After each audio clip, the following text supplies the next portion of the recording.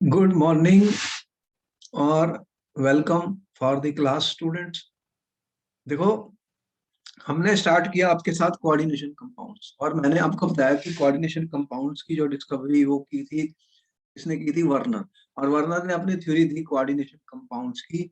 उसने कैसे किया, उसने क्या क्या यूज किया था आपके सामने। उसने कोबाल्ट क्लोराइड जो है COCl3 के अमोनिया के साथ कॉम्प्लेक्स बनाए और डिफरेंट कलर्स के कॉम्प्लेक्स बने और उनकी कंडक्टिविटी मेजरमेंट्स की गई और कितने क्लोराइड आयंस प्रेसिपिटेट आए वो भी मेजरमेंट की गई। में इतना ही हो सकता था। तो उसके बेस पे उसने कहा कि there are two types of valencies. क्या बताया वर्नर ने? वर्नर थ्योरी क्या कहती है? बेसिकली मैं थोड़ा सा रिकैप और रिवीजन कर रहा हूँ। क्वेश्चन ये आया, explain Werner theory of coordination compounds. तो आपने क्या कहा कि according to Werner theory there are two types of valencies. कौन सी होती हैं? एक प्राइमरी वैलेंसी और सेकेंडरी वैलेंसी।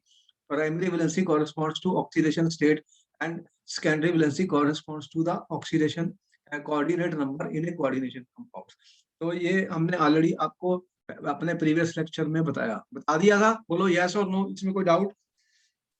कोई इसमें नहीं डाउट सर। कि जो मेटल एटम होता है स्टूडेंट, मेटल एटम कौन से हैं? जैसे जो भी आप देख रहे हो, कोबाल्ट, निकल, कॉपर, ये क्या करते हैं? अपने आप को सेटिस्फाई करने के लिए दो टाइप की वैलेंसीज सेटिस्फाई करते हैं, एक प्राइमरी और सेकेंडरी। सेकेंडरी वैलेंसी वो है जो इनसाइड द कोऑर्डिनेशन स्फीयर लिखी जाती है, जो कि मेटल के साथ कोऑर्डिनेट कोवलेंट बॉन्ड या डेटिव बॉन्ड बनाती है। क्या कि डेटिव बॉन्ड बनाती है। जैसे कि यहाँ पर हमने एक एग्जांपल आपको दिखाया कि ये जो COCl3 6 एमोनिया, ये जो कॉम्प्लेक्स बना स्टूडेंट, ये जब कॉम्प्लेक्स बना था, वर्नर ने जब कॉम्प्लेक्स ये बनाया, तो इसके अंदर उन्हें क्या मिले कि जब सिल्वर नाइट्रेट डाला गया इसके अंदर उन्हें क्या मिला? 3 मोल्स ऑफ AgCl। कितना मिला AgCl का? 3 मोल्स ऑफ AgCl में बना जब सिल्वर नाइट्रेट या सिल्वर आयन इसमें डाले गए। तो इसका मतलब इसके अंदर 3 क्लोराइड आयंस हैं, 3 आयोनाइजेबल क्लोराइड आयंस।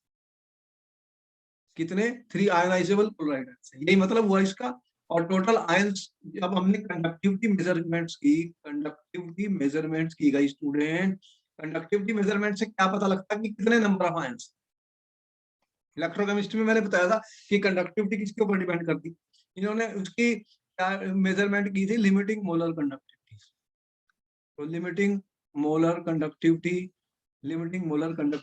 मेजर की गई। ठीक है, वो क्या होती है? λ0m। तो ये किसके ऊपर डिपेंड करती है? लिमिटिंग का मतलब ये है कि जब पानी डिल्यूशन ज्यादा हो जाती है तो आयंस फ्रीली मूव करते हैं। तो ये किसके ऊपर डिपेंड करती है? ये नंबर ऑफ आयंस के ऊपर डिपेंड करती है। नंबर ऑफ आयंस मतलब नंबर ऑफ चार्ज कैरियर्स के ऊपर डिपेंड करते हैं। जितने ज्यादा चार्ज कैरियर्स होंगे, जितने ज्यादा आयंस होंगे स्टूडेंट, उतनी ज्यादा लिमिटिंग मोलर कंडक्टिविटी होगी। बोलो सही है या गलत है? जल्दी बताओ। होगी? यस और नो? हाँ जी। तो अगर इसके अंदर टूटने के बाद, देखो ये कॉम्प्लेक्स हमने ऐसे लिखा CONH36, ये वाला कॉम्प्लेक्स है। ठीक है, तो कॉम्प्लेक्स आयन क्या होता है कि कॉम्प्लेक्स आयन वो होता है कि जो सिर्फ जब जब टूटता है तो कंप्लीटली आयनाइज नहीं होता। तो ये टूटेगा कैसे? जब ये इसको आपने वाटर में डाल दिया तो ये कैसे टूटेगा? आपने कहा सर ये इस तरह टूट जाता है। इसमें क्या बनते हैं? देखो, +3 क्लोराइड आयंस, ये एक्वस है मेरा, पानी के अंदर टूटा है। तो इसके ऊपर चार्ज कितना आने वाला है? ये 3 है, तो ये 3+। तो टोटल आयंस कितने हैं इसके अंदर? बताओ कितने आयंस हैं इसके अंदर? एक तो ये है और ये 3 आयंस हैं। टोटल कितने हैं? 4 आयंस। तो इसमें 4 आयंस बने हैं, तो इसकी जो लिमिटिंग मोलर कंडक्टिविटी आएगी वैल्यू एक्सपेरिमेंटली, वो 4 आयंस की लिमिटिंग मोलर कंडक्टिविटी के इक्वल आएगी। जो भी वैल्यू आएगी, समझे? तो उससे हमें पता लग जाता है कि इसके अंदर आयंस कितने, पता लग जाता है कितने आयंस हैं एक्सपेरिमेंटली। ठीक है, तो प्राइमरी, इसकी जो प्राइमरी वैलेंसी अगर हमने पूछी कि बताओ कि इसकी प्राइमरी और सेकेंडरी वैलेंसी बताओ, तो क्या आंसर है तुम्हारा? फिर जल्दी बताओ, इसकी प्राइमरी वैलेंसी कितनी है स्टूडेंट्स? प्राइमरी वैलेंसी क्या होती है? जो कि मेटल का ऑक्सीडेशन, यही तो कह रहा है कि मेटल जो होता है, ये कोबाल्ट जो है, ये अपनी प्राइमरी और सेकेंडरी वैलेंसी दोनों को सेटिस्फाई करेगा स्टूडेंट्स। तो प्राइमरी वैलेंसी, सेकेंडरी वैलेंसी के लिए इसने 6 अमोनिया मॉलिक्यूल्स के साथ डेटिव बॉन्ड बना लिया। कौन सा बॉन्ड बनाया? कोऑर्डिनेट कोवलेंट बॉन्ड बनाया। यहाँ पे देख रहे हैं ये कोबाल्ट है, तो ये क्या कर रहा है, आप देख रहे हैं ये कितने अमोनिया आ रहे हैं, कितने अमोनिया मॉलिक्यूल आ रहे हैं, बताओ जल्दी से।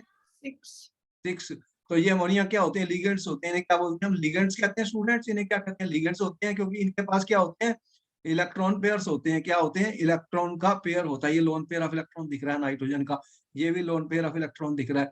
यहाँ भी नाइट्रोजन ने अपना लोन पेयर ऑफ इलेक्ट्रॉन इसको डोनेट किया कोबाल्ट को, इसने भी किया अपना loan pair of electron cobalt को।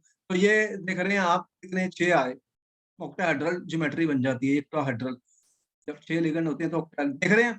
तो ये जो अंदर मैंने ब्रैकेट के लिखे, ये तो टूटेंगे नहीं पानी में। टूट जाएंगे क्या? बताओ। नहीं टूटेंगे, क्योंकि ये तो बॉन्ड बना लिया इन्होंने। ये बॉन्ड को क्या बोलते हैं तुम? Coordinate covalent bond. इसको क्या बोला? कोऑर्डिनेट। कौन सा बॉन्ड बना? कोऑर्डिनेट। इसीलिए कोऑर्डिनेशन कंपाउंड कहा गया, इसीलिए इनका नाम हमने कॉम्प्लेक्स का दिया कोऑर्डिनेशन कंपाउंड, क्योंकि ये बना रहे हैं कोऑर्डिनेट कोवलेंट बॉन्ड। जबकि एक लोन पेयर इलेक्ट्रॉन जब डोनेट करता है मेटल के अंदर, वैकेंट ऑर्बिटल तो होने चाहिए इलेक्ट्रॉन पेयर को एक्सेप्ट करने के लिए, तभी तो वो लेगा। तो कुल मिला के एक कोऑर्डिनेट कोवलेंट बॉन्ड बना। इसे डेटिव बॉन्ड भी कहा जाता है। इसे क्या कहते हैं? Dative bond. तो इसको ऐसे एरो से हम शो करते हैं, जैसे ये एरो, मतलब ये लोन पेयर ऑफ इलेक्ट्रॉन है, ये दोनों को दोनों डोनेट कर रहा है। इसके एम्प्टी ऑर्बिटल में एम्प्टी ऑर्बिटल होंगे जो हाइब्रिड ऑर्बिटल होते हैं, बाद में हम बताएंगे वैलेंस बॉन्ड थ्योरी में। हाइब्रिड ऑर्बिटल होते हैं उनमें ये इलेक्ट्रॉन पेयर चले जाते हैं। लेकिन ये 3 क्लोराइड आयन तो आयनाइजेबल है, ये तो फ्री है। बोलो, ये तो फ्री है, ठीक है। तो इसकी प्राइमरी वैलेंसी, इसका ऑक्सीडेशन नंबर होगा, इसका ऑक्सीडेशन नंबर कितना होगा? +3। यहाँ पे 3 है, कोबाल्ट +3 में है, तो इसका प्राइमरी वैलेंसी 3 है। और सेकेंडरी वैलेंसी कितनी है? जल्दी से बताओ, सेकेंडरी वैलेंसी कितनी है कोबाल्ट की? यहाँ पर इसकी कितने जुड़े हैं? 6। तो 6 जो है वो जो ब्रैकेट के अंदर हैं वो 6 हैं। तो वो जे सेकेंडरी वैलेंसी वो होती है जो अपने loan pair of electron metal को दे देते हैं। क्या देते हैं? Loan pair of electron. जरूरी नहीं है, यहाँ तो एमोनिया सिंपल था, दिख रहा था, कुछ ऐसे भी लिगेंड होंगे जिनके अंदर एक से ज्यादा एटम ऐसे होते हैं जो अपने इलेक्ट्रॉन पेयर को डोनेट कर सकते हैं। तो उनकी जब मैं सेकेंडरी वैलेंसी निकालूंगा तो स्टूडेंट वो फिर जैसे एक कॉम्प्लेक्स है COEN, ये लिखा थ्राइस। देखो मैंने ये लिखा COEN थ्राइस लिखा है स्टूडेंट इसके अंदर। अब इसके अंदर क्या हुआ है? इसके अंदर जो EN होता है ना, एक EN जो होता है, स्टूडेंट, उसके बाद 2 एटम्स होते हैं जो कि वो डोनेट कर सकते हैं। एक EN के अंदर इथिलीन डाइअमीन है, ये इथिलीन डाइअमीन है। इसके अंदर एक से ज्यादा एटम होते हैं जो अपने लोन पेयर ऑफ इलेक्ट्रॉन दे सकते हैं। तो इसकी भी सेकेंडरी वैलेंसी 6 ही है। ये दिखने में 3 दिख रहा है, ये दिखने में 3 दिख रहा है, बस इसकी सेकेंडरी वैलेंसी भी कितनी है स्टूडेंट्स? 6 है। क्योंकि ये EN अभी हम बताएंगे इसके बारे में, EN क्या होता है, इथिलीन डाइअमीन टेट्रामीन है ये वाला। यहाँ पे आपको दिख रहे हैं, ये है इथिलीन डाइअमीन, ये भी लोन पेयर ऑफ इलेक्ट्रॉन है, ये भी है। तो एक ही लिगेंड में 2 loan pair of electron metal को डोनेट हो, अगर 3 आए तो 3 × 2 6 हो गया।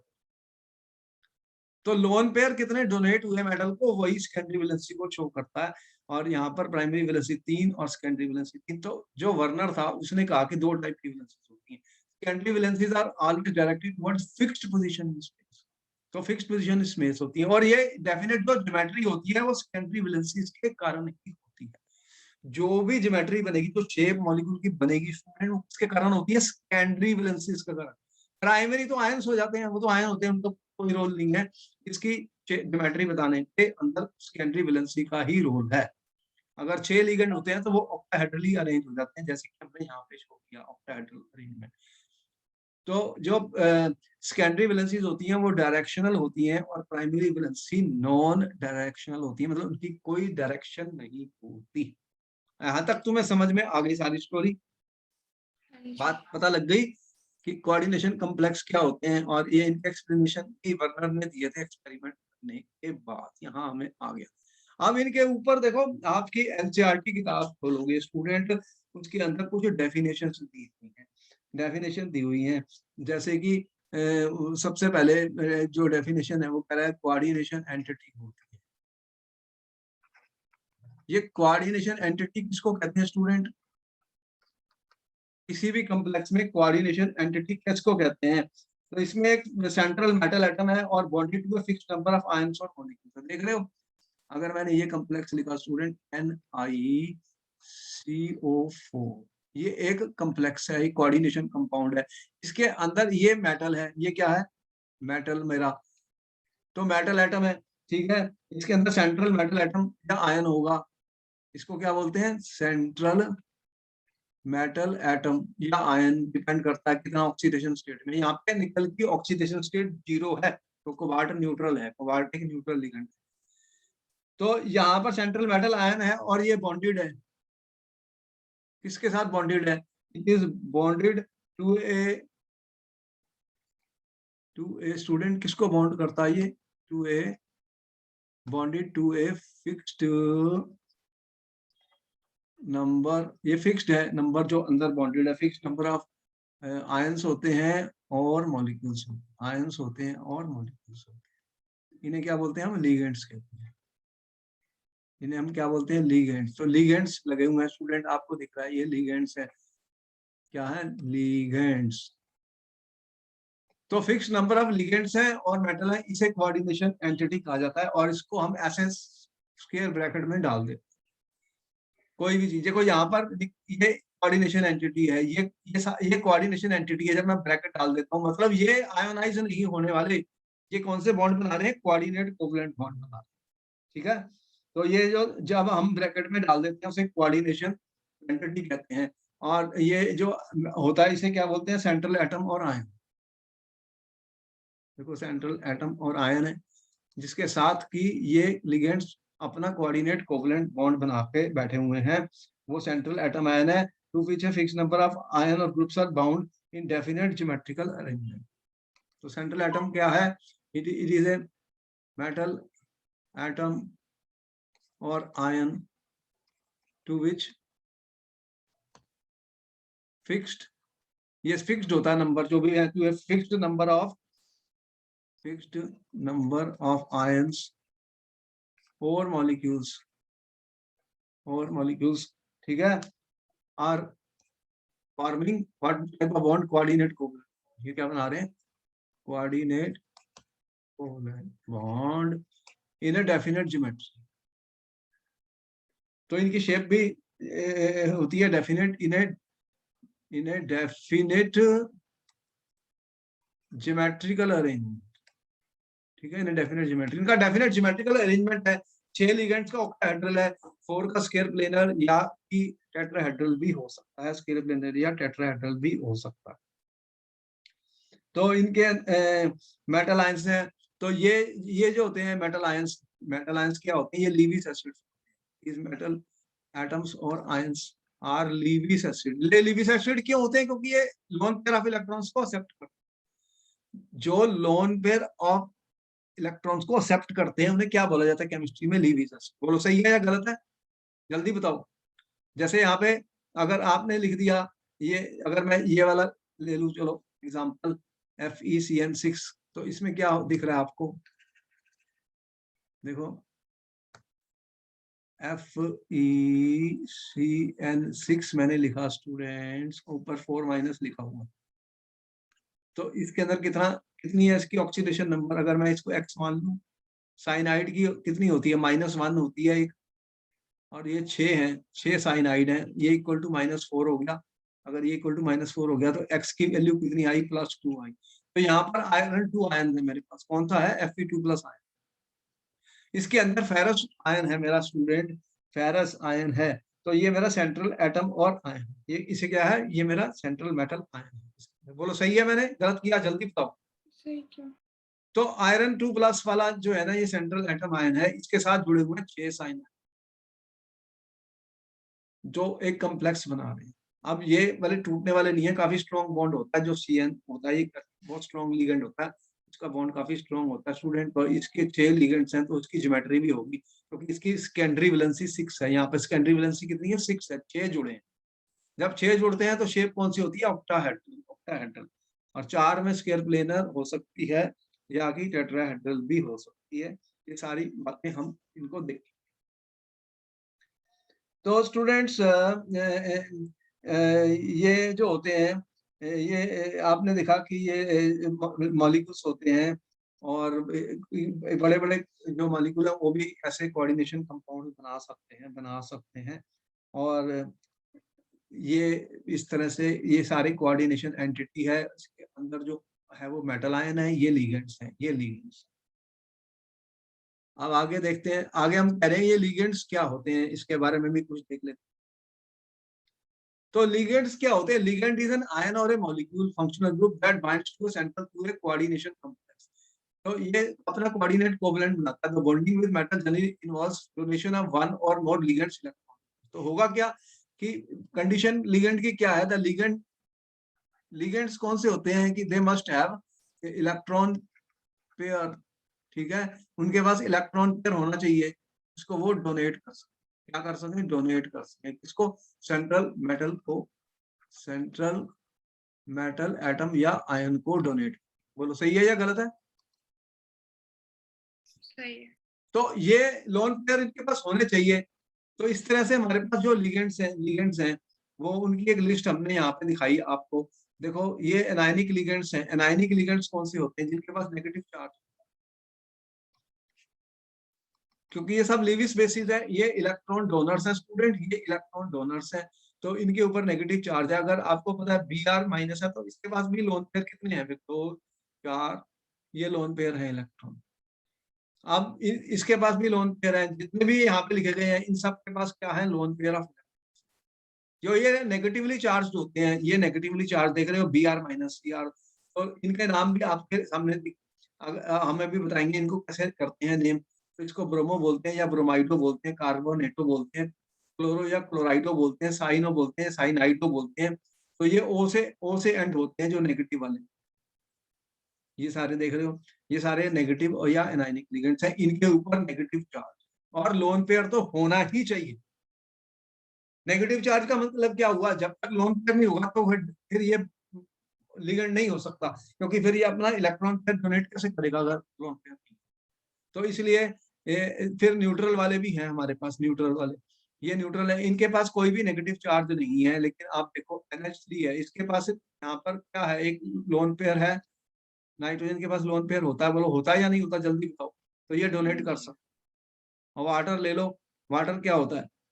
वाटर के पास कितने इलेक्ट्रॉन पेयर होते हैं? ये लोन पेयर होते हैं वाटर, ये डोनेट कर सकता है।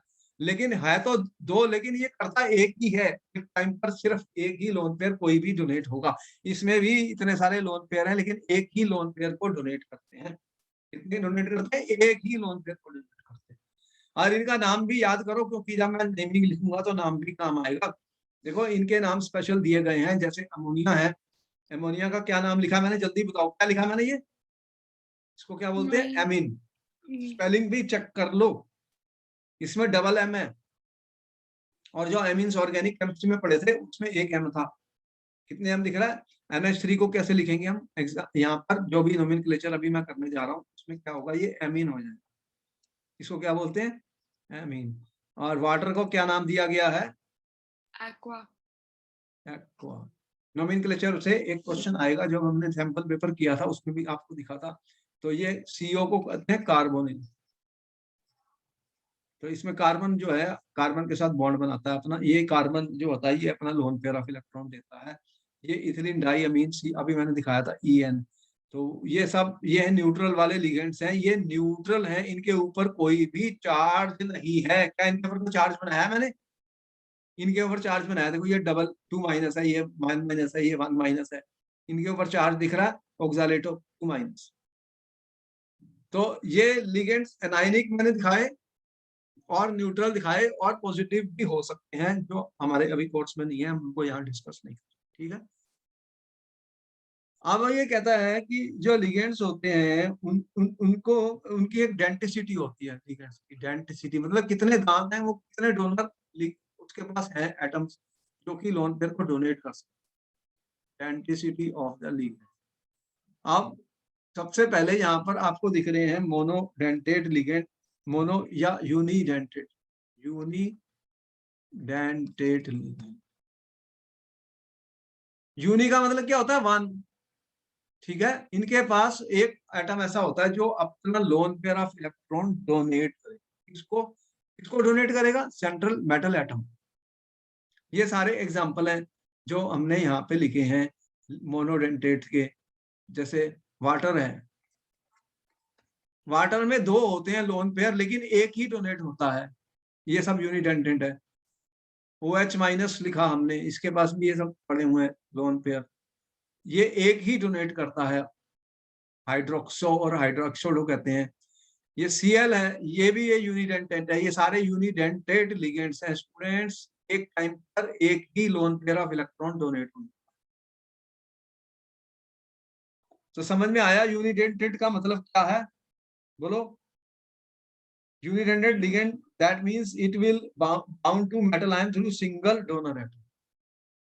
यूनि का मतलब it will bind to central metal atom or ion student through a single donor atom,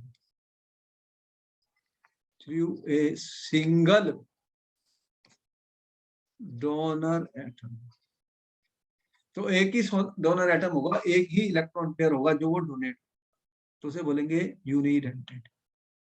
पहला तो ये बताया मैंने। दूसरा बाइडेंटेट,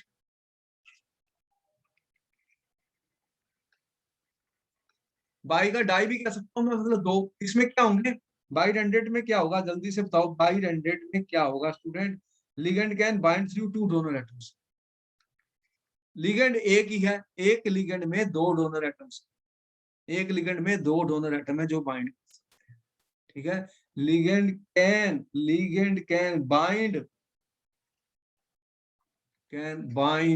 थ्रू टू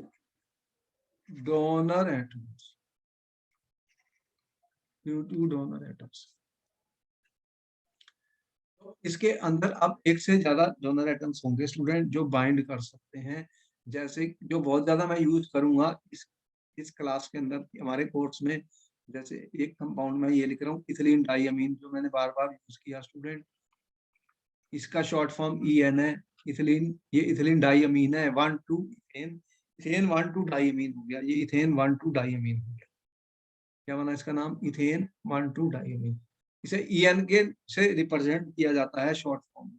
इसके अंदर कितने डोनर एटम्स हैं? It can bind through how many donor atom? 2। तो ये दो डोनर एटम से बाइंड कर सकते, दिख रहा है दो यहाँ पर। तो इसे क्या बोलते हैं? बाई। और फिर ट्राई भी हो सकते हैं, जो जिनमें दो से ज्यादा, मतलब 3 एटम ऐसे होंगे जिससे वो बाइंड करेगा, 3 एटम होंगे जिससे वो बाइंड करेगा स्टूडेंट। तो यहाँ पर हमारे पास ये ट्राई है, डाई इथिलीन डाइअमीन, ये वाला। तो इसमें क्या हुआ है?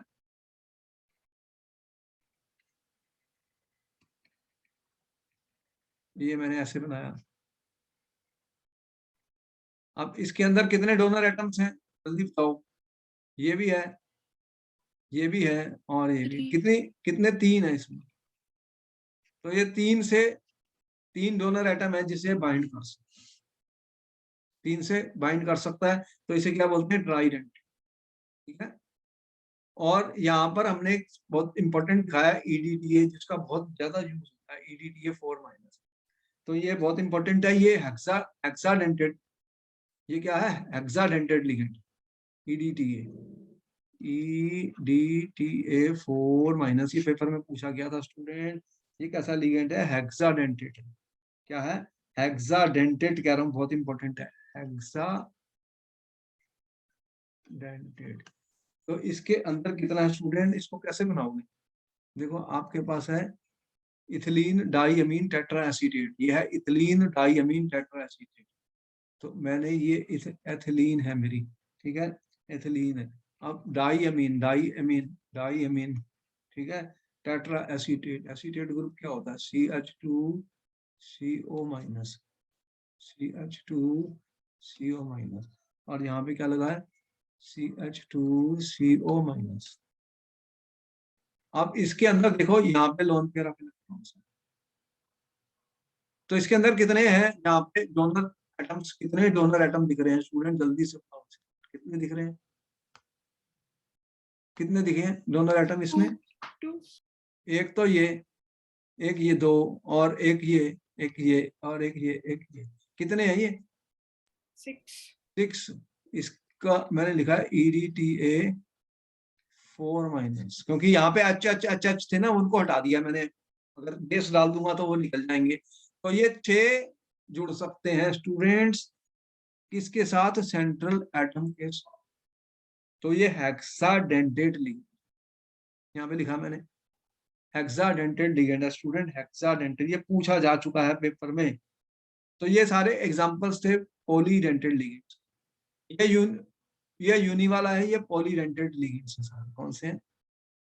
Polydentate ligands. तो लिगेंड्स कैसे हो सकते हैं स्टूडेंट? अगर मैंने बाइडेंटेट दिखाया, एक और दिखा दूं ऑक्सालेट, उसका बहुत यूज होना है हमारे कोर्स में, इसलिए दिखा रहा हूं।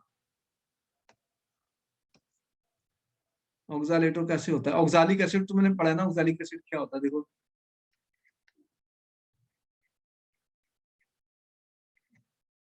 ये देख रहे हो, ये आप ये दो हैं इसके अंदर, ये वायु है, ये और ये ऑक्सीजन, इनके ऊपर नेगेटिव चार्ज है, मैंने दिखाया, ये अपने इलेक्ट्रॉन पेयर को डोनेट कर सकते हैं। तो एक ही लिगेंड में 2 डोनर एटम है जो 2 लोन पेयर अपने इलेक्ट्रॉन को डोनेट, तो बाइडेंटेट वाले, ये भी बाइडेंटेट। ये वाला कौन सा मेरा? ऑक्सालेटो, ये बना हुआ C2O4 2 माइनस, ये ऊपर माइनस है, तो ये है C2O4 2 माइनस, इसको क्या बोलते हैं? ऑक्सालेटो। इसके ऊपर चार्ज भी देख रहे हो, ये एनायनिक लिगेंड है, इसके ऊपर 2 नेगेटिव चार्ज है, इसके ऊपर कोई भी चार्ज नहीं है, ये न्यूट्रल है। ये क्या है? न्यूट्रल लिगेंड है। ये इंपॉर्टेंट है, जब मैं नाम लिखूंगा इनके और जब मैं इनका ऑक्सीडेशन नंबर निकालूंगा सेंट्रल मेटल का, ये इंपॉर्टेंट है स्टूडेंट कि मेरा न्यूट्रल लिगेंड है, एनायनिक लिगेंड है, और उसके ऊपर चार्ज है या नहीं है, न्यूट्रल लिगेंड है। इस तरह से ये सारे लिगेंड्स थे जो हमने आपको एग्जांपल दे रहे हैं। यहाँ तक तुम्हें समझ में आई? तुमने नोट कर लिया स्टूडेंट्स? नोट कर लिया? हाँ जी। अच्छा, नोट कर लिया, आगे चलते हैं। देखो ये क्वेश्चन बहुत बार पूछा जा चुका है पेपर के अंदर, एम्बिडेंट न्यूक्लियोफाइल्स क्या होते हैं, इसके ऊपर बहुत बार पूछा गया क्वेश्चन, एम्बिडेंट लिगेंड्स क्या होते हैं?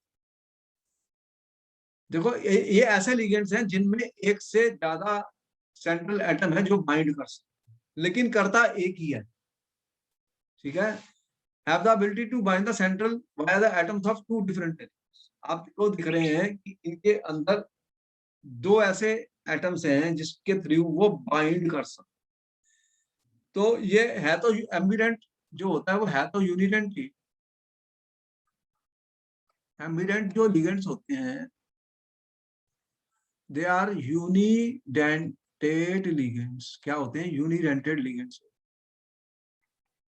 But can bind to central atom,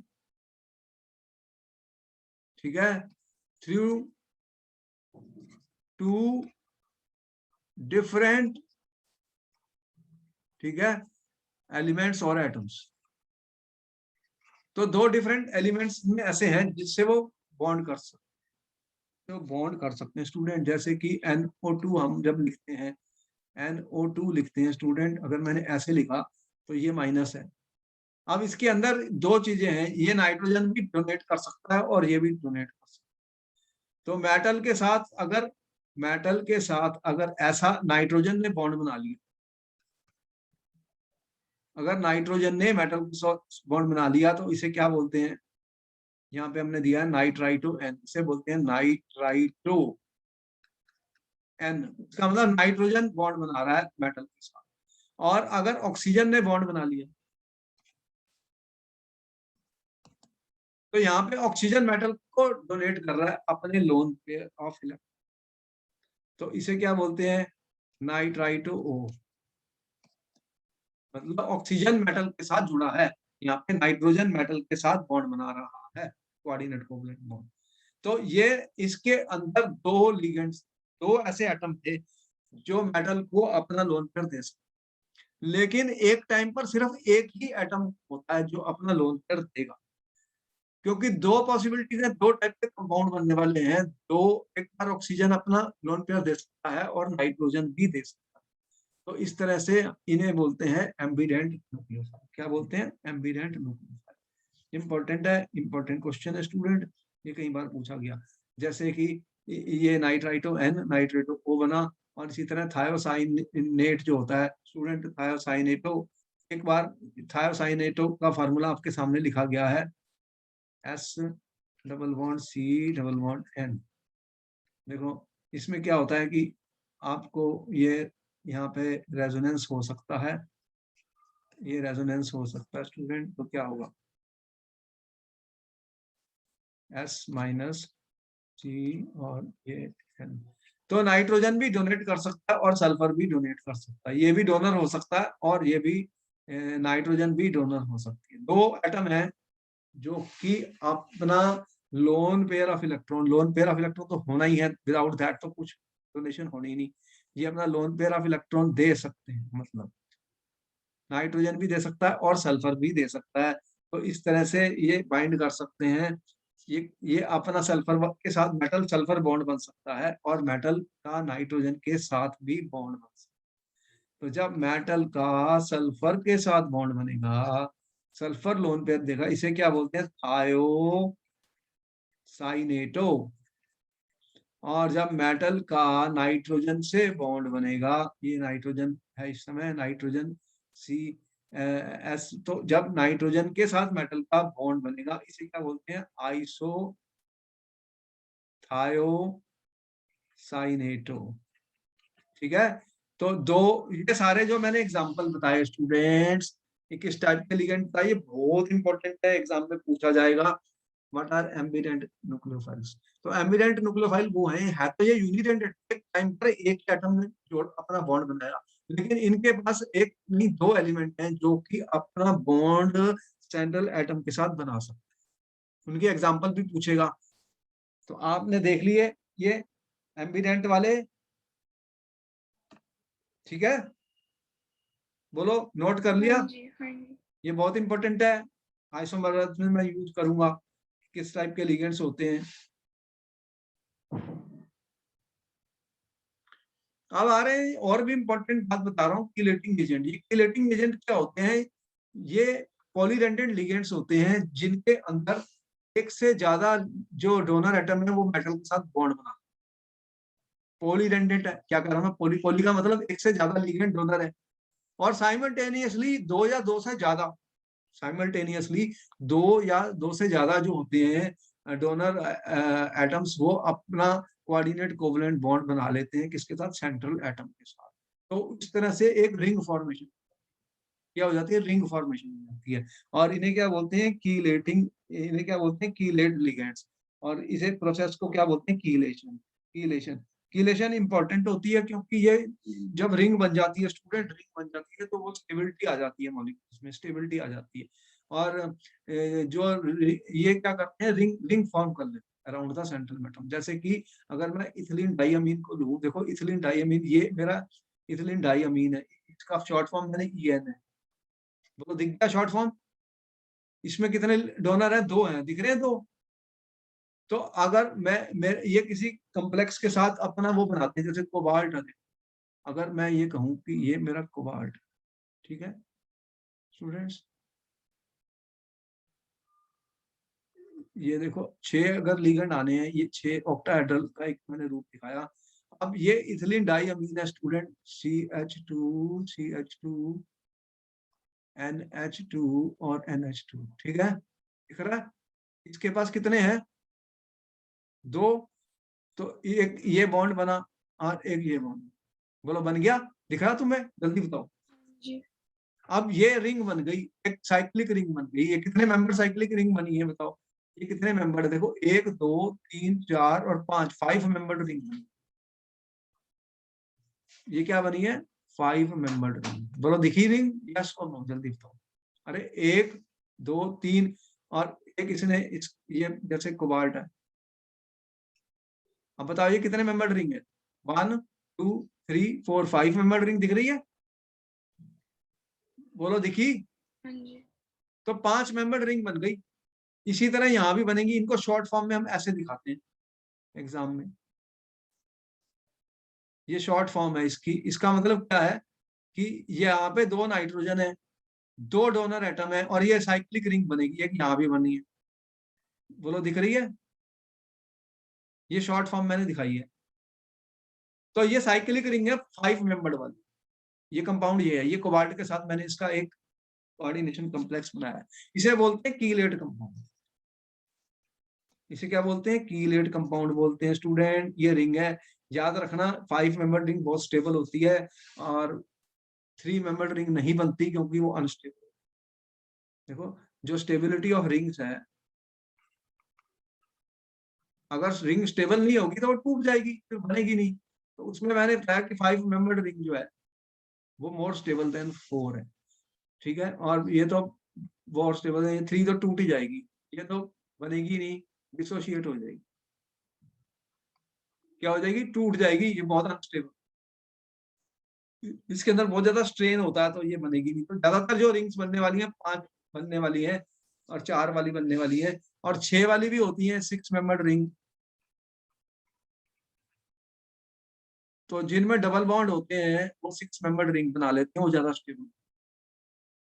तो ज्यादातर हमारे केस में 5 बनने वाली है, बाकी अनस्टेबल होती है, इतनी स्टेबल नहीं है। 4 भी बनेगी, 6 में बनेंगी जिनमें डबल बॉन्ड होंगे, मैंने जैसे कहा कि वो।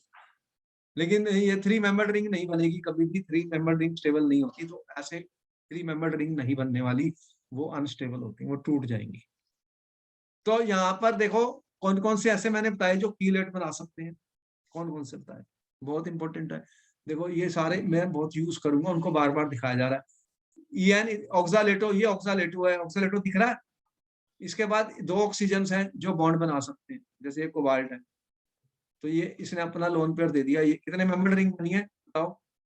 ये ऑक्सालेटो की। इस ऑक्सालेटो का शॉर्ट फॉर्म ये भी दिखाया जाता है एग्जाम। और वैसे आपको पता ही है C2O42 माइनस भी लिखा होगा एग्जाम में, ऑक्सालेटो है। इसको EN की फॉर्म में लिखते हैं या CH2NH2 इस तरह से लिखा जाएगा। बोलो ये कितने मेंबर रिंग बनी स्टूडेंट्स? कितने मेंबर रिंग बनी? तो जब रिंग बन जाती है तो ये ज्यादा स्टेबिलिटी प्रोवाइड करती है। कोऑर्डिनेशन कंपाउंड स्टेबल हो जाते हैं। जो कीलेशन होती है स्टूडेंट, ऐसे कॉम्प्लेक्स स्टेबल होते हैं। और ये आपने देखा, ये आपके सामने मैं लिखा है EDTA। तो ये मेरा है EDTA4-। अभी मैंने इसका स्ट्रक्चर बनाया था EDTA4- का, मतलब बनाया था। ये कैसा था? पॉलीडेंटेड था ना। ये हेक्साडेंटेड लिगेंड है। इसके अंदर कितने हैं? 6 हैं डोनर एटम्स। कितने डोनर एटम दिख रहे हैं? 6 डोनर एटम है जो अपना लोन पेयर देते हैं। और ये रिंग्स बना लेता है, ये रिंग्स बना लेता है स्टूडेंट।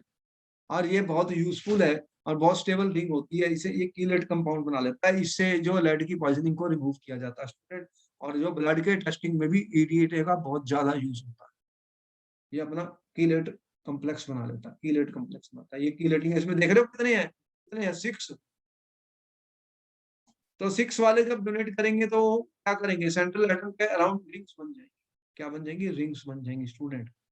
तो इसमें आपने देखा है कि 2 डोनर एटम थे तो एक रिंग बनी, और 3 डोनर एटम होंगे तो 2 रिंग्स बनेंगी।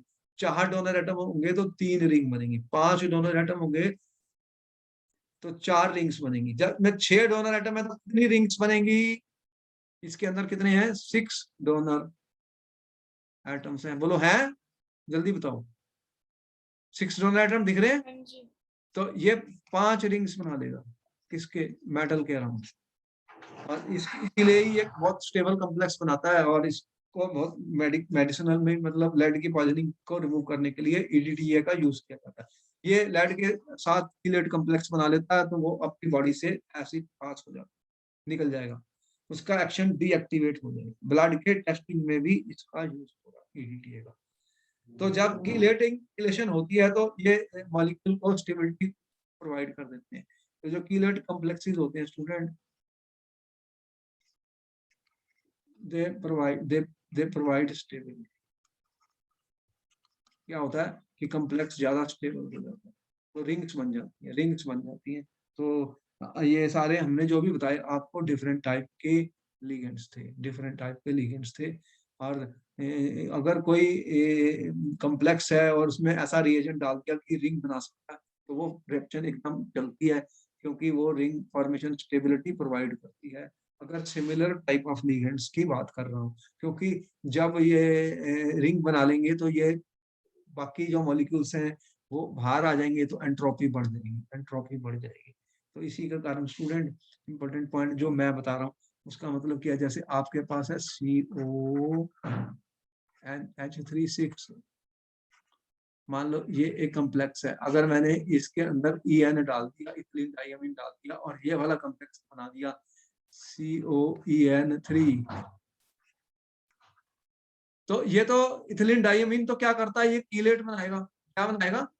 कीलेट। तो कीलेट मोर स्टेबल होते हैं। क्या होते हैं? मोर स्टेबल, क्योंकि 6 अमोनिया बाहर आने वाले हैं तो एंट्रोपी इंक्रीज हो जाती है। ये क्या करेंगे, ये पार्टिकल्स का नंबर बढ़ गया तो एंट्रोपी इंक्रीज हो जाएगी। इसलिए स्टूडेंट्स ये स्टेबल हो जाता है, ये स्टेबल है और ये रिएक्शन आगे को जाएगी और ये बन जाएगा क्योंकि ज्यादा स्टेबल है उससे। इसमें भी नाइट्रोजन थी, इसमें भी नाइट्रोजन वाला है, लेकिन इसका रिंग बन गया। रिंग बनने से ये 6 अमोनियम मॉलिक्यूल बाहर आ गए, एंट्रोपी इंक्रीज हो जाती है। तो उसके कारण ये रिएक्शन फॉरवर्ड की तरफ ड्राइव हो जाएगी। तो हमने कहा कि अगर सेम लिगेंड्स इन्वॉल्व है तो कीलेट वाले कॉम्प्लेक्स ज्यादा स्टेबल, क्योंकि उनमें रिंग्स बन जाती है तो दे लीड टू इंक्रीज ये सारे हमने एग्जांपल दिए आपको। अभी तक जो मैंने बताया वो क्या होता, अभी तक मैंने क्या बताया तुम्हें, लिगेंड्स क्या होते हैं, एनायनिक लिगेंड्स होते हैं, न्यूट्रल लिगेंड्स होते हैं, उनके नाम क्या होते हैं, उनके चार्जेस क्या होते हैं, आपने नोट कर लिया, क्योंकि जब मैं नेमिंग लिखूंगा तो ये सारे काम आएंगे। ठीक है, आगे आया कि कोऑर्डिनेशन नंबर क्या हो। भाई number of atom that a central atom और ion carries in a complex or a coordination, क्या बोलते हैं, coordination number.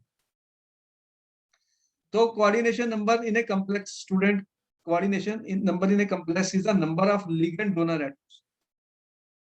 Number of ligand donor atoms. Number of ligand donor atoms.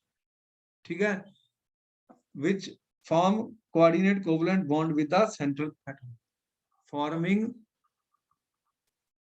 coordinate covalent bond या bonded, ठीक है, coordinate covalent bond with central metal atom और ion, यही होता है। तो जैसे यहां पर देखो कितने, बताओ कि इसके अंदर कितने हैं ऐसे जो कि क्रोमियम के साथ जुड़ रहे हैं, कितने डोनर एटम्स हैं, कितने डोनर एटम्स हैं? 2, 6 है टोटल। तो इसका कोऑर्डिनेशन नंबर कितना है? यहाँ वो पूछेगा एग्जाम में, कोऑर्डिनेशन नंबर कितना है बताओ जल्दी, क्या कोऑर्डिनेशन नंबर कितना है ये वाले कॉम्प्लेक्स का? What is your answer? 30 second का टाइम है, जल्दी बताओ कितने हैं ये जो डोनर एटम क्रोमियम के साथ जुड़े हैं? 6, 6 है, 2, 4 और 6 क्रोमियम के साथ कितने जुड़े हैं जो बॉन्ड बना रहे हैं अपना? कितने डोनर एटम जुड़े हैं क्रोमियम के साथ, जल्दी बताओ स्टूडेंट। ये सारे, एक Cl है, ये Cl है, और क्या है, Br 2 है, और क्या है, NH3, 6 ही तो है। तो इसका कोऑर्डिनेशन नंबर 6। यहाँ पे कोऑर्डिनेशन नंबर कितना है इस केस में, कितने हैं जो अपना बॉन्ड बना रहे हैं सेंट्रल मेटल के साथ? Coordination number 4। कोऑर्डिनेशन नंबर 4, ठीक है। और अगर मैंने ये कहा कि COEN3 इसका कोऑर्डिनेशन नंबर बताओ। ये क्वेश्चन आ गया पेपर में आ चुका ये। What is the coordination? बताओ जल्दी से, कितना इसका कोऑर्डिनेशन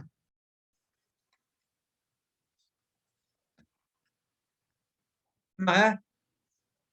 कितने लिगेंड डोनर एटम कोबाल्ट के साथ जुड़े हैं? 3 नहीं है। ये ईएन वाला है। ईएन में एक लिगेंड में कितने डोनर हैं? ईएन कौन सा बताया तुम्हें मैंने? अभी तो दिखा दिया तुम्हें। ये वाला ईएन है। इसमें कितने लिगेंड डोनर हैं? अरे एक में कितने हैं? एक में 2 हैं। और तो 3 में कितने हुए? कितने डोनर एटम कोबाल्ट के साथ जुड़े हैं इसमें? कोबाल्ट के साथ दिखा मैंने जब बनाया था स्टूडेंट, कैसे दिखाया था? ये एन, ये बनाया इसने, और ये बीच में मैंने ऐसे लगाया EN वाला। एक में 2 जुड़ रहे हैं, बोलो। तो टोटल कितने डोनर एटम है? कितने हो गए? 6। एक में 2 है, 2 4 2 6, तो 6 है इसका। ये इंपॉर्टेंट है, क्वेश्चन आया था पेपर में। लगते 3 है। इसका कोऑर्डिनेशन नंबर कितना है? कोऑर्डिनेशन नंबर 6 है। और अगर मैंने एक क्वेश्चन ये दे दिया आपको पेपर में, ये वाला दे दिया, अब बताओ कि इसका कोऑर्डिनेशन नंबर कितना? OX का कौन सा होता है? अभी दिखाया था मैंने, नोट किया था तुमने। OX ऑक्सालेटो। ये कैसा लिगेंड है? बाइडेंटेट है ये। मतलब एक मॉलिक्यूल में 2 डोनर एटम्स हैं। कितने हैं? 2। बोलो, देखा था? अभी दोबारा देखना चाहते हो देख लो, कोई इसमें दिखा है। ये दिख रहा है ऑक्सालेटो? एक और एक 2 है। ये भी देता है, ये भी बॉन्ड बनाता है। ये इसमें 2 है, ये भी बॉन्ड बनाता है, ये भी बॉन्ड बनाता है। तो एक लिगेंड में 2 है, तो 3 लिगेंड में कितने हो गए? 6। तो फिर कोऑर्डिनेशन नंबर कितना? 6। ये मैंने इसलिए बताया, क्वेश्चन आया था, मैं ये सब गलत लिख के आ रहा है। ये सब ने 3 लिख दिया। 3 नहीं है, तो 3। ये बाइडेंटेट है, तो इसलिए इसका कोऑर्डिनेशन जो है वो 6 हो गया। यहाँ तक समझ में आ गया तुम्हें क्या होता है? ठीक है। अब कोऑर्डिनेशन स्फीयर क्या होता है? कोऑर्डिनेशन स्फीयर तो मैंने बता ही दिया है स्टूडेंट, कि अगर अगर मैंने लिखा FeCN6, अगर मैंने लिखा K4FeCN6, तो इसको ये कॉम्प्लेक्स क्या बना इसका? ये तो टूट जाएगा। इसमें बना FeCN6, ऊपर चार्ज कितना आया? इसके 4- और ये 4K+। ये वाला जो बनाया है इसे क्या बोलते हैं? Coordination sphere.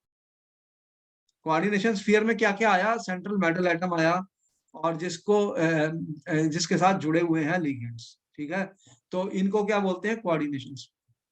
ये जैसे मैंने ये लिख दिया NiCO4, तो ये कोऑर्डिनेशन स्फीयर है। एक कोऑर्डिनेशन स्फीयर मतलब स्फीयर जिसके अंदर लिगेंड्स जो हैं वो अपना dative bond, coordinate covalent bond central atom के साथ बनाते हैं। इसे क्या बोलते हैं? Coordination sphere. ठीक है, कोई भी ले लो। ये कोऑर्डिनेशन स्फीयर है जो मैंने ब्रैकेट के अंदर डाल दिया। जो ब्रैकेट के बाहर है वो काउंटर आयंस होते हैं, तुम्हें पता है, वो आयोनाइज हो जाते हैं। वो आयोनाइज हो जाते हैं। बोलो, हुए थे आयोनाइज? तभी हमने जब बताई थी प्राइमरी और सेकेंडरी वैलेंसी, वर्नर ने टेस्ट कर लिया था उसने कंडक्टिविटी मेजरमेंट। यहां तक समझ में आ गया? ठीक है। अब और आपके एनसीईआरटी बुक में उसने दिया कोऑर्डिनेशन पॉलीहेड्रन्स होते हैं। मतलब लिगेंड्स जो होते हैं स्टूडेंट, जिन्हें सेकेंडरी वैलेंसी का उनकी डायरेक्शन होती है, वो अपना coordinate covalent bond central atom के साथ बना रहे हैं। बोलो, बना रहे हैं? यस और जल्दी बताओ। तो जब वो डायरेक्टली बॉन्ड हो जाते हैं तो उनका एक कोऑर्डिनेशन पॉलीहेड्रन बन जाता है। उनका एक जो स्पेशल अरेंजमेंट होता है उसे क्या बोलते हैं? Coordination polyhedron. मैं कह रहा हूँ स्पेशल अरेंजमेंट। क्या बोल रहा हूँ? Special arrangement student. किसका? ये किसका स्पेशल अरेंजमेंट है? Of ligand atoms. Of ligand atoms. of ligand atoms, student, which are directly attached to central atom, which are directly attached to central metal, ठीक है, एटम और आयन, उनको क्या बोलते हैं? तो उसे क्या बोलते हैं हम? Coordination polyhedron for the central metal. ज्यादातर कॉमन शेप्स कौन सी होती हैं? देखो, अगर लिगेंड 6 है, अगर 6 लिगेंड्स होंगे स्टूडेंट्स, तो वो कौन सी शेप ले लेते हैं, कौन सी ज्योमेट्री बन जाती है? अरेंजमेंट जो स्पेस में होता है वो क्या होता है? ऑक्टाहेड्रल। 6 लिगेंड्स का अरेंजमेंट जो होता है स्टूडेंट, वो ऑक्टाहेड्रल। जैसे मैंने आपको दिखाया, ये मेरा मेटल है, तो इसके पास कितने लिगेंड आ रहे हैं? कैसे बनाते हो ऑक्टाहेड्रल? मैं ऐसे बनाता हूँ, दिख रहा है, ये 3 एक्सिस है, 1 2, ये 90 डिग्री पर है, 90 डिग्री पर है। तो अगर ये लिगेंड है, ये लिगेंड है, देखो ये लिगेंड है, ये लिगेंड है, ये लिगेंड है, ये लिगेंड है, ये ऑक्टाहेड्रल बन गया। और यहाँ पे भी हमने दिखाया, ये जो वेजिस वाले होते हैं ये हमारी तरफ आ रहे हैं, और ये जो डैश लाइन होती है, जब ये ऑब्जर्वर के पीछे जा रहे हो। ये 3 डायमेंशनल पिक्चर है, 3 डायमेंशनल पिक्चर है। तो जो प्लेन से बाहर आ रहे हैं, जो हमारी तरफ है, उन्हें हम डार्क वेज से दिखाते हैं। क्या दिखाते हैं? Dark wedge. जैसे ये मेरी तरफ आ रहे हैं, तो मैं इनको डार्क वेज से दिखा दूंगा, और जो मेरे पीछे जा रहे हैं उन्हें मैं क्या दिखाऊंगा? Dash line. तो ऑक्टाहेड्रल, यहाँ पे हमने ऑक्टाहेड्रल अरेंजमेंट दिखाया, दिख रहा है। और अगर 4 लिगेंड होंगे तो 2 पॉसिबिलिटीज हैं। 4 लिगेंड्स अगर आ रहे हैं, 2 हैं, एक टेट्राहेड्रल है और दूसरा स्क्वायर प्लेनर, 2 हो सकते हैं अगर 4 लिगेंड है। तो जैसे ये मेरा मेटल है स्टूडेंट, तो टेट्राहेड्रल कैसे बनाते हो? वैसे मैंने अभी ऐसे दिखाया कि 4 लाइनें मैंने लगाई, 109.5 डिग्री का बॉन्ड एंगल होता है टेट्राहेड्रल पे, इस बात का हमें पता है, ठीक है। तो 2 एक ही प्लेन में होंगे। अगर मैं ये एल और एल एक ही प्लेन में ले लूं, तो फिर एक मेरी तरफ आ रहा होगा, ये डार्क वेज, और एक डैश डैश लाइन वाला क्या होता है? वो ऑब्जर्वर के पीछे जा रहा है, ये डैश। तो ये टेट्राहेड्रल बन गया, यहाँ पे हमने दिखाया। और स्क्वायर प्लेनर है, तो उसमें क्या होगा? 4 लिगेंड होंगे। अगर 4 होंगे तो उसको मैं दिखा सकता हूँ ऐसे, ये डार्क कर दिया मैंने वेज, और जो फिर पीछे जा रहा है स्टूडेंट, और ये पीछे जा रहा है ऐसे ऐसे ऐसे, दिख रहे हैं? तो ये स्क्वायर प्लेनर की शेप में आ जाता है यहाँ पे। और अगर 5 लिगेंड्स हो जाएंगे, तो ये 5 लिगेंड वाला दिख रहे हो, एक प्लेन में 3 ट्राइंगल है, ऊपर और नीचे, ऐसे ट्राइगोनल बाइपिरामिडल शेप करती है, और स्क्वायर पिरामिडल शेप भी दिखाई दे रही है 5 वाला। तो इस तरह से ये पॉलीहेड्रन बनते हैं। और ये जो ज्योमेट्री होती है, मैंने पहले ही बता दिया, सेकेंडरी वैलेंसी जो होती है, जो सेकेंडरी वैलेंसी होती है स्टूडेंट, हमने आपको क्या बताया कि सेकेंडरी वैलेंसी ही ज्योमेट्री को डिसाइड करती है, ठीक है। तो सेकेंडरी वैलेंसी जो होती है स्टूडेंट, वो क्या करती है? वो नॉन आयनाइजेबल है। और सेकेंडरी वैलेंसी के बारे में हमने बताया कि ये नॉन आयनाइजेबल है, जो कोऑर्डिनेशन स्फीयर के अंदर थे। और हमने इसके बारे में और क्या बताया? सेकेंडरी वैलेंसी जो होती है, it is equal to coordination number, ये कोऑर्डिनेशन नंबर के इक्वल होती है। और हमने क्या बताया सेकेंडरी वैलेंसी के बारे में? The special arrangement of the special arrangement, ठीक है, is determined by secondary valency. Secondary valency he special arrangement को और या ज्योमेट्री को डिसाइड करती है। सो डिसाइड्स द, ठीक है, कौन सी? सेकेंडरी डिसाइड्स द ज्योमेट्री और स्पेशल अरेंजमेंट, मतलब special arrangement of ligands around the central metal atom, around the central metal atom और आयन। बोलो, यहां तक समझ में आ गया? अच्छा, वेरी गुड, सब नोट हो गया। अब इसके बारे में एक और बता दूं, आपके एनसीईआरटी बुक में सब जो लिखा है वो सारा बता दूं, ताकि फिर जब मैं इनके वो लिखूंगा स्टूडेंट, नोमेनक्लेचर तो हम कर पाएंगे। दो टाइप के कॉम्प्लेक्सेस होते हैं, एक होते हैं होमोलैप्टिक कॉम्प्लेक्सेस और दूसरे होते हैं हेट्रोलैप्टिक कॉम्प्लेक्सेस। होमो का मतलब क्या होता है कि एक ही टाइप का लिगेंड डोनर होगा, ठीक है। होमो का मतलब है metal is bound to only one kind of donor, metal is bound to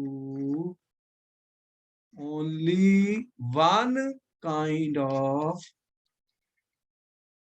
donor group, donor group, ठीक है। एक ही टाइप का डोनर ग्रुप होगा, जैसे कि CONH3 6 3 प्लस मैंने लिखा, इसके अंदर सिर्फ NH3 ही है, एक ही डोनर ग्रुप है। कौन सा है इसमें? NH3।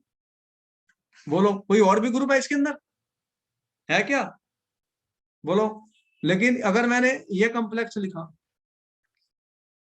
अगर मैंने ये कॉम्प्लेक्स लिखा स्टूडेंट, आप बताओ इसके अंदर कितने डोनर ग्रुप्स हैं, कितने टाइप के डोनर ग्रुप्स हैं? इसमें दो डोनर ग्रुप्स हैं, टू काइंड है, टू काइंड डोनर ग्रुप्स है। कौन कौन से? एक तो NH3 है और दूसरा Cl है। दोनों डिफरेंट है? बोलो सेम है डिफरेंट है? जल्दी बताओ। डिफरेंट है। तो अगर डिफरेंट हो गए तो इन्हें क्या बोलेंगे? हेट्रोलेप्टिक। तो ये होमोलेप्टिक थे, ये हेट्रोलेप्टिक है, ये हेट्रोलेप्टिक। यहाँ भी नोट कर लिया। अब आ गया ऑक्सीडेशन नंबर कैसे निकालेंगे सेंट्रल एटम का, जैसे कि ऑक्सीडेशन नंबर हम निकालते थे। सर एक बार दोबारा से ये लो, देख लो, ये इंपॉर्टेंट है, नोट कर लो। एक होमोलेप्टिक कॉम्प्लेक्स होते हैं, हेट्रोलेप्टिक कॉम्प्लेक्स। होमो का मतलब एक ही टाइप का लिगेंड डोनर है, होमो वन, सिर्फ इसमें एक ही है, NH3। हेट्रो मतलब एक से ज्यादा हो सकते हैं, जैसे इसमें दो हैं, और दो से ज्यादा भी हो सकते डोनर हो गया सर। ग्रुप्स, दो से ज्यादा भी हो सकते हैं। अब आया कि कोऑर्डिनेशन नंबर निकालने का एक बहुत इंपॉर्टेंट क्वेश्चन आएगा तुम्हें। जैसे मैंने ये कह दिया कि ये लो, आपको मैंने ये कॉम्प्लेक्स दिया COCl2NH3 4Cl, ठीक है। अब मैंने कहा कि ऑक्सीडेशन नंबर निकालो, फाइंड द ऑक्सीडेशन नंबर, क्योंकि अगर ऑक्सीडेशन नंबर निकालना नहीं आया तो मैं नाम नहीं लिख सकता ऑफ दी कोबाल्ट। कैसे करता हूं मैं? देखो, आपको लिगेंड्स के बारे में बताया, Cl जो है ये नेगेटिव लिगेंड है, इसके ऊपर -1 चार्ज लिखा आपको। जब मैंने Cl लिखा था, क्या लिखा था? देखो, Cl-1 चार्ज लिखा था ऊपर, ये नेगेटिव लिगेंड है, इसके ऊपर एक नेगेटिव है, दिख रहा है। और NH3 न्यूट्रल है, ये कैसा है? न्यूट्रल है। ये एनायनिक लिगेंड मैंने बताया था, एनायनिक लिगेंड बोलो, बताया था, नेगेटिवली चार्ज। तो कोबाल्ट को अगर मैंने X माना तो 2 Cl है, ये कितना आया फिर? ये -1, एक Cl का है तो 2, और अमोनिया का कितना है? 4 × 0, ठीक है, 0 है अमोनिया का चार्ज। और ये Cl का कितना है? एक Cl का -1, तो टोटल 0 है, सारा का मिला के 0 है। तो X की वैल्यू कितनी आएगी फिर? यहाँ पे निकालो X की वैल्यू कितनी आएगी, इसकी X की वैल्यू निकालो कितनी आ रही है।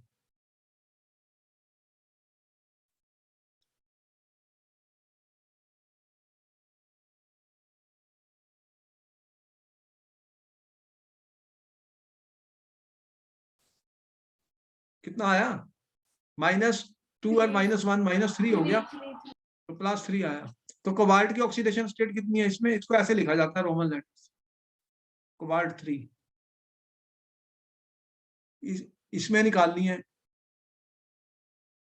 CO कैसा लिगेंड था? मैंने बताया था आपको, CO जो लिगेंड है ये न्यूट्रल है। CO एक न्यूट्रल लिगेंड है, इसके ऊपर चार्ज 0 है, इसका चार्ज 0 है, तो फिर क्या बनेगा? X + 4 × 0 = 0। तो X की वैल्यू 0 आ गई। यहाँ पे निकल का ऑक्सीडेशन स्टेट कितना है? 0। निकल 0 ऑक्सीडेशन स्टेट में। इंपॉर्टेंट है, देखो ये ऑक्सीडेशन नंबर निकालने पड़ेंगे तभी तो मैं कर पाऊंगा। यहाँ पे कॉपर का निकालना है।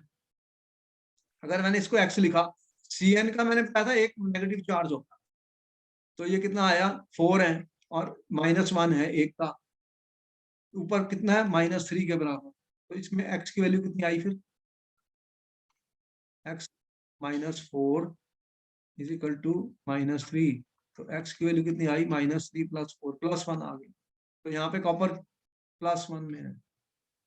इसके अंदर निकालना है K3FeCl2O2 का, तो मैं ऐसे लिखूं पोटेशियम का क्या होता है +1 × 3। पोटेशियम का ऑक्सीडेशन नंबर कितना होता है +1, एल्कली मेटल है। आयरन का निकालना है, इसका x माना है मैंने। ऑक्सालेटो का कितना होता है, कितना चार्ज दिखाया था ऑक्सालेटो पे 2-। ये ऑक्सालेटो का दिखाया था 2-, ऑक्सालेटो का, जल्दी बताओ। जी तो फिर कितने हैं इसमें, 3 है। -2 × 3 = 0। कितनी वैल्यू आई +3 + x - 6 = 0। तो x की वैल्यू कितनी आ गई +3। तो इसमें आयरन की ऑक्सीडेशन स्टेट कितनी है 1 2 3। बोलो सही लिखा मैंने गलत लिखा? ठीक है, तो ऐसे क्वेश्चन इंपॉर्टेंट है, एक क्वेश्चन सीधा आएगा पेपर में, how to find the oxidation number of central atom, बहुत इंपॉर्टेंट।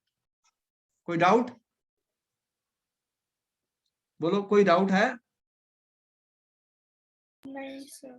तो हमने जो सैंपल पेपर किया है उसमें भी यही क्वेश्चन आया, फाइंड द ऑक्सीडेशन नंबर।